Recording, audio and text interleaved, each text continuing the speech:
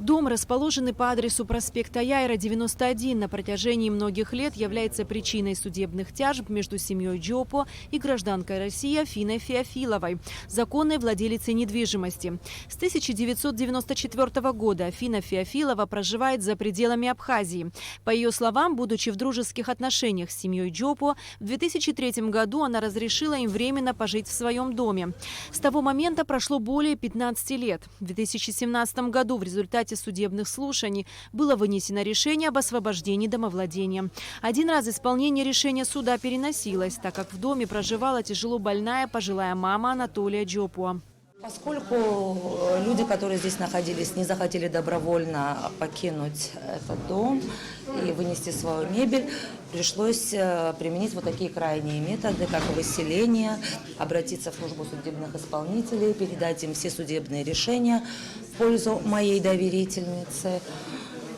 Ну и вот такая ситуация, которую вы сегодня можете наблюдать. Скажите, крайне неприятно. Собственница дома Феофилова? Феофилова Афина Георгиевна, да. Довоенный собственник, гречанка. Она находится в городе Москва, да. В этом доме проживала семья Джопо. Насколько мне известно, они находились в дружественных, в родственных даже отношениях. Кто-то кого-то крестил вот на таком уровне.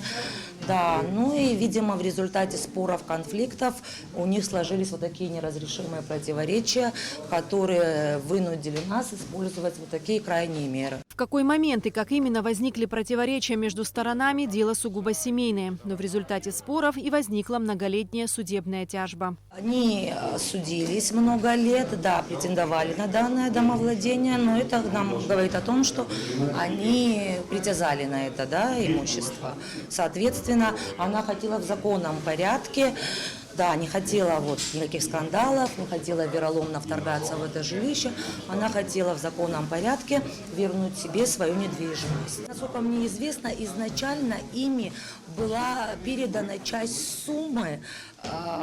Тогда просто не было ее представителем, но, ознакомившись с документами, была передана часть суммы. Они пытались выкупить этот дом, но остальную часть они не додали. То есть было заключено мировое соглашение с условием того, что остальная часть суммы будет передана ей, в результате чего это имущество отчуждается и они становятся собственниками. Но условия этого мирового договора не были выполнены. По словам членов семьи Джопо, Афина Феофилова, воспользовавшись ситуацией, поступила нечестно. Взяла деньги за сделку и не вернула их. Более того, заявила, что это была арендная плата за дом. Передал мой отец уже, ей 25 тысяч евро, по-моему. Да. Она в Москве это было передано, она не нотариально. Они оба подписали соглашение о намерениях, и оставшиеся 75 тысяч евро будут отданы в течение года, по-моему. Ну, мы не смогли достать сумму, сказали, не получается, верни нам наши деньги. Она сказала, нет, эта сумма сгорает. То есть как-то и на сегодняшний момент у моего отца нет имущества, куда переходить, так как отец и мать находятся в разводе. Это его деньги были, его дом был. Теперь на сегодняшний момент ему некуда вообще идти. И эти деньги нам не возвращаются ей. То есть не по-человечески с нами поступили, очень некрасиво. Ее гражданство аннулировано. Она не гражданка Абхазии, а гражданка России и Греции.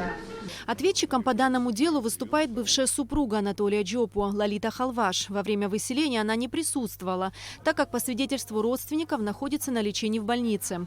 По словам племянника Анатолия Джопо Алмаса, в связи с этим фактом исполнение судебного решения незаконно. При этом, как отметил адвокат Нино Курсай, медицинские документы, подтверждающие состояние больной, предоставлены не были.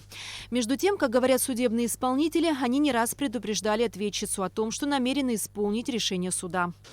По решению Сухумского городского суда от 11.08.17 года выдан был в службу судебных приставов исполнительный лист, в котором было сказано обязать покинуть жилое помещение, то есть домовладение. Все имущество будет храниться в данной комнате, все имущество описано по завершению нашей работы, поменен замок и передано на хранение адвокату по доверенности. При выселении жильцов сотрудникам правоохранительных органов сопротивления оказано не было.